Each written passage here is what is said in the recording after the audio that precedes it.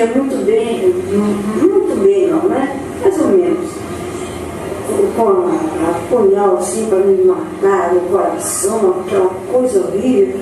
Eu não sabia o que eu ia fazer. Então, na casa de minha irmã, eu estava deitada, dormindo. Eu não dormia, eu passava a noite inteira acordada. Quando eu vi, a porta abriu, sem a porta, devia fechada, né? Bom, gente, esse depoimento é para a gente ver que a proposta que foi feita da assistência, essas pessoas que foram assistidas que viraram os trabalhadores. Eu acho que assim como todos nós que chegamos à Casa Espírita, recebemos a bênção, né? E depois temos que dedicar ao trabalho. Pode passar aí, por favor. Então, as reuniões propriamente ditas, ali é uma reprodução fotográfica das reuniões na década de 50 lá do Meimei. Essa é a Meimei, acho que todos conhecem, né? Uma foto dela mais comum. Bom, então o que a gente enaltece muito no Chico é isso, que o trabalho dele, ele trabalha em atendimento a essas entidades sofredoras, com esses sintomas que a gente viu nos depoimentos, né?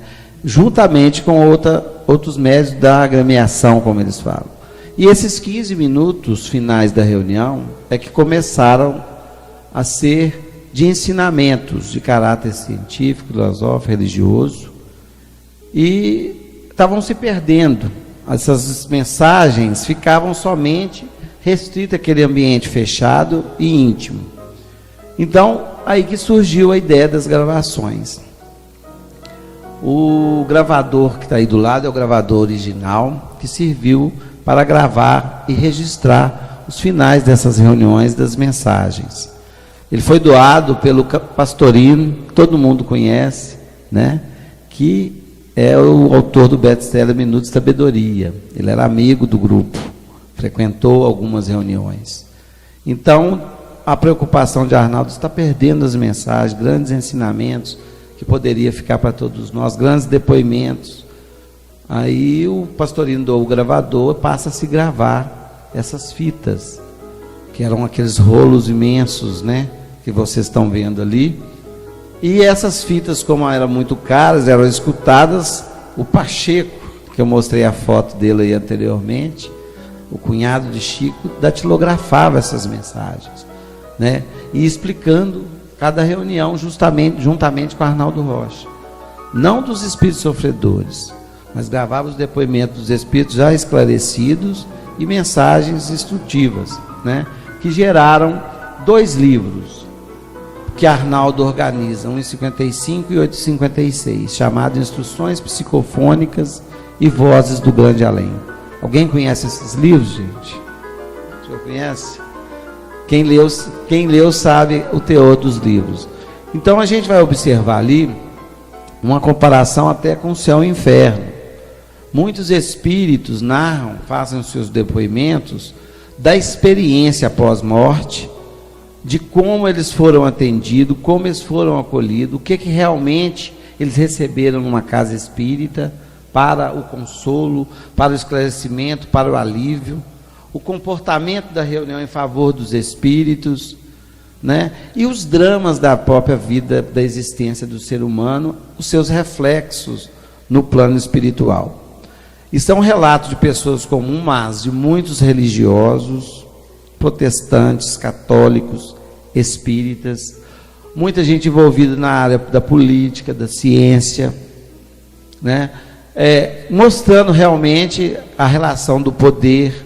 Então, várias mensagens que eu acho que são ensinamentos únicos, né, para que todos nós que trabalhamos na reunião de desobsessão avaliarmos, né, e também para a nossa vida, porque muitos dramas lá podem coincidir com os nossos dramas aqui na atualidade, né? Nós não estamos isentos, e muito antes pelo contrário, a nossa perfeição, imperfeição nos faculta ainda muitas dificuldades a vencer. Aqui eu trouxe uma parte para a gente entender, o objetivo nosso até é falar da reunião de desobsessão com Chico Xavier. Nós temos essa mensagem, que está nesse primeiro livro, Instruções Psicofônicas, chama Arquitetos Espirituais, que ela consta de janeiro de 55. Ele fala aqui sobre toda a agremiação, mas utilizando aquele momento o grupo espírita Meimei, ele fala da atmosfera ambiente de um centro mental definido, para o qual convergem todos os pensamentos, não somente o nosso, mas também daqueles que nos comungam as tarefas gerais. E ele dá o nome desses arquitetos espirituais. O que é que ele nos fala? Eu acho que a ideia dele é de mostrar para todos nós, quem tiver a oportunidade de ver a lição depois, com mais detalhe, o que é que ele nos narra? Que todo o ambiente da casa espírita tem esses arquitetos que constroem o ambiente espiritual para atendimento aos espíritos. Então, quando o espírito chega à nossa casa, ele não vê esse ambiente, ele não vê a nossa personalidade. Ele está esgrafado em sua mente todos os seus dramas, todas as suas dores, todas as suas dificuldades, todo um cenário. E ele tenta reproduzir através do médium essa experiência. Então, chamam arquitetos espirituais, ele fala do centro mental que converge tudo para a construção desse ambiente. Daí o nosso cuidado da preparação do ambiente, o nosso preparo mental para a doação dessas energias, dessa matéria-prima, e o trato do espírito, a acolhida, como vamos acolher um enfermo, um louco, uma pessoa demente pelo ódio, uma pessoa ferida, sem a gente conhecê-lo, né? Então, por isso que a tarefa da desobsessão, ela se torna uma tarefa de fraternidade. Bezerra nos fala: meditai e orai, porque você vai entrar num ambiente onde o dirigente é o Divino Mestre Jesus. É o ambiente mais íntimo que nós temos de uma individualidade com Jesus, que a gente tem a oportunidade de participar através do socorro fraterno.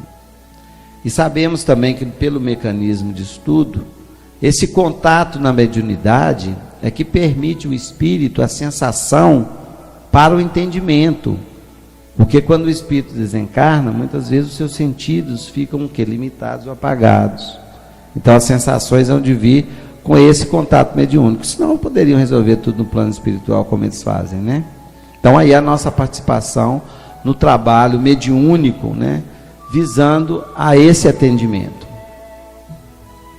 No outro livro que se chama Vozes do Grande Além, a gente vê uma outra mensagem, que ele fala no trato com os sofredores, né?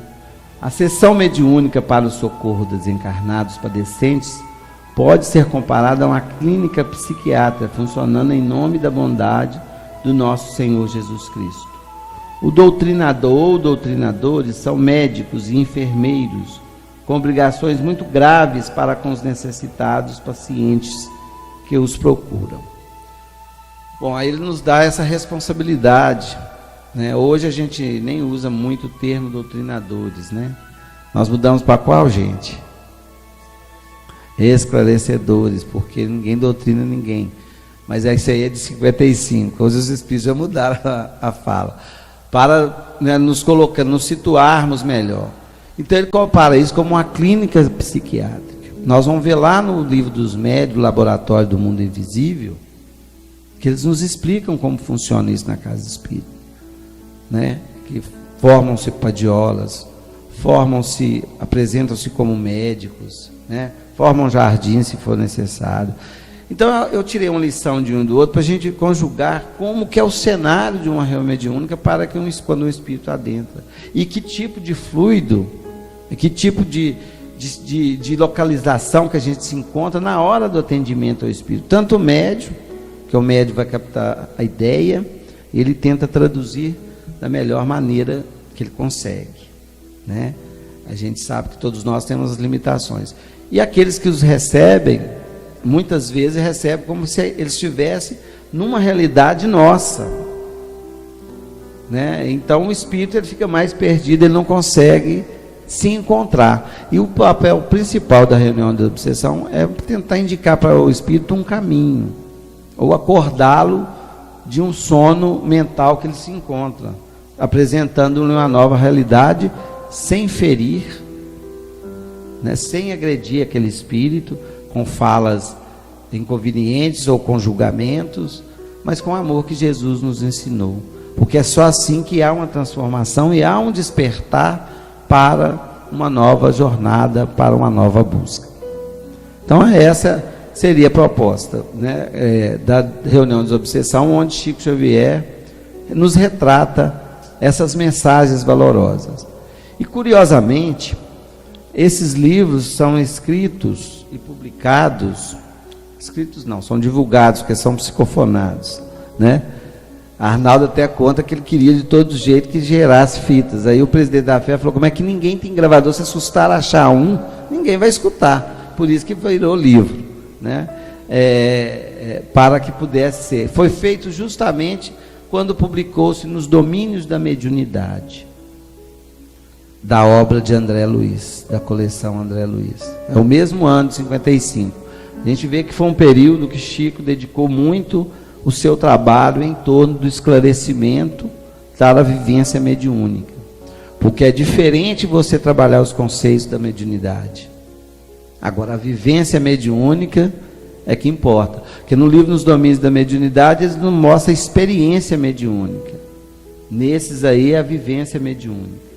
Eu acho que é uma obra, juntando essas três obras, a gente faz, como diz o Arnaldo Rocha, cursa Sorbonne ou Harvard, né, em termos de mediunidade, com Chico Xavier. Então, gente, é aí que a gente chega nesse livro, chamado Registros Imortais, que é a sequência desses dois livros, que consta nos nossos achados a seguinte observação: conjunto de instruções dos benfeitores espirituais, especialmente dedicados ao estudo e meditação dos companheiros integrantes do grupo Meimei em Pedro Leopoldo. Então era uma recomendação para que se estudasse essas mensagens. E esse livro ele ficou desaparecido desde 56. Por quê? Depois, quando foi até julho de 58, Chico Xavier é transferido para Uberaba em início de 59. E eles procuravam essas mensagens incansavelmente. Nós estávamos no Meimei em 2012, portanto, ano passado, para a comemoração dos 60 anos do Grupo Meimei. E tencionávamos levar esse gravador para ficar em exposição, contando a história do próprio grupo e da vivência de Chico ali. E algumas fitas que foram gravadas foram recuperadas com as 8 mensagens do contexto geral. E esse gravador, ele está em posse de um memorialista em Pedro Leopoldo. E ele já tinha muita dificuldade em nos emprestar, alegando que ele era velho e tudo. Eu já tinha pedido, ele tinha negado, mas a insistência em minha mente continuou. Aí eu falei: eu vou ter que pedir mais uma vez. Ele vai me chamar de chato, mas eu vou ter que ir. E quando eu fui, ele me emprestou esse gravador e falou que tinha umas originais de umas mensagens que tinham sido reproduzidas desse gravador. Eu estranhei, porque todo livro a editora guarda os originais. Então, os livros editados eram instruções psicofônicas e Voz do Grande Além. Aí eu pedi que ele me mostrasse a pasta, ele me mostrou, e eu entendi que seria um material inédito naquela hora, mas eu tinha que pesquisar. Pedi a ele essas originais, levei para minha residência e fui pesquisar as datas e as mensagens, se não eram as mesmas. Então eu comparei instruções psicofônicas e Voz do Grande Além. E o que a gente viu? Que a Vozes do Grande Além encerra em 27 de setembro de 1956. A primeira mensagem que consta nesse livro é de 4 de outubro de 56, portanto a semana seguinte, que as reuniões são às quintas-feiras. Então imagine a nossa alegria de ter encontrado um livro que era procurado por Chico e por Arnaldo por muitos anos. E no dia que o Meimei completava os 60 anos de fundação. Então, esses originais que deu origem a esse livro. Só que a gente teve que fazer um trabalho de catalogar as mensagens, de identificar os médiuns, de identificar alguns espíritos, fazer um trabalho do acervo fotográfico da época, para que ficasse melhor retratado essa experiência e o fechamento dessa trilogia mediúnica pela psicofonia de Chico Xavier, através dessas gravações. Então, o nome que a espiritualidade nos trouxe foi Registros Imortais, que a gente coloca, né, à disposição agora para conhecimento de todos.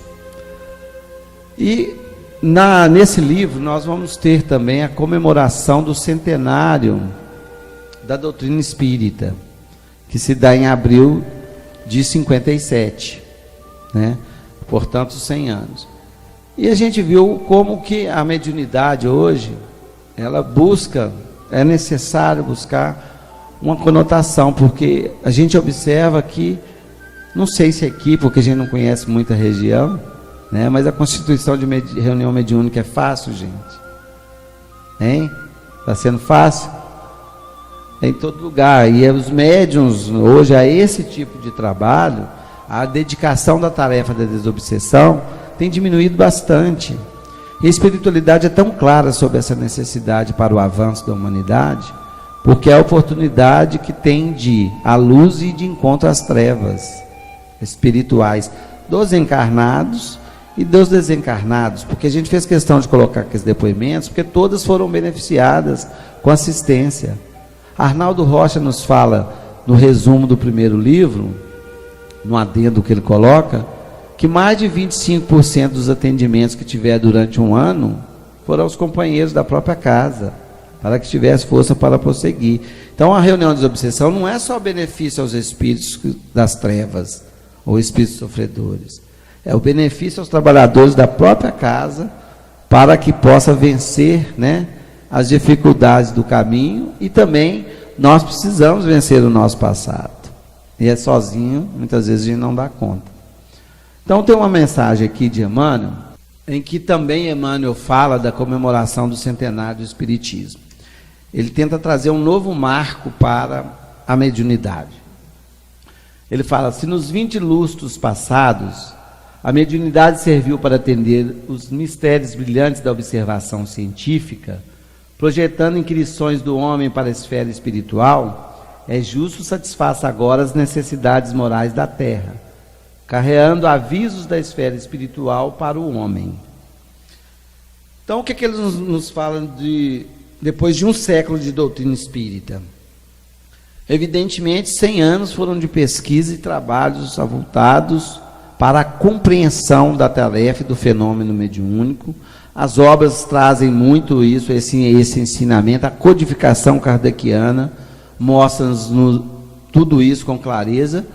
Então, Emmanuel nos convida a servir, então, a doutrina espírita com a mediunidade. E fala dos avisos espirituais, né, que devem ser trazidos a todos nós para a contribuição e crescimento do homem na sua esfera espiritual. Então, do livro atual, eu separei uma mensagem do companheiro, através de Chico Xavier, chama Barros Burnier. É um confrade espírita da cidade do Rio de Janeiro, já desencarnado na década de 40, em que ele coloca algumas coisas que eu entendi como um dos avisos que Emmanuel traz no Seara dos Médiuns. Então vai ficar para a nossa reflexão em torno da tarefa mediúnica. É nessa aí de 57. Para os espíritas desencarnados, a mediunidade é problema dos mais aflitivos no santuário de princípios a quem empenhamos a nossa fé. Sabemos que mediunidade não é espiritismo. Ela surge dentro da nova revelação, assim como em medicina dispomos do veículo para o remédio. A gente fala muito isso, que o fenômeno mediúnico não é um patrimônio da doutrina espírita, é da humanidade. E não é espiritismo. O espiritismo é a revivescência do Evangelho de Jesus. Todos os nossos esforços, né, é para essa vivência. E tanto é que se reconhece o verdadeiro espírito por esse esforço, né? É a única coisa que nos pede. Como diz Chico, não nos pede porque amemos, que escalemos o Everest, mas que nos amemos uns aos outros como Cristo nos amou. Mas ele fala que a mediunidade ela é o veículo para o remédio. Ou seja, ele nos dá esses subsídios para essa nossa escalada. E o Barros Burnier coloca 3 etapas da mediunidade que eu acho interessante para a nossa reflexão. Simples, mas muito atual. Pode passar aí para a gente. Ele fala que no plano espiritual ele consultou alguns arquivos e fiquemos sabendo que há precisamente um século, portanto 100 anos da época, né, a esfera superior tem providenciado o renascimento de múltiplas comissões de trabalho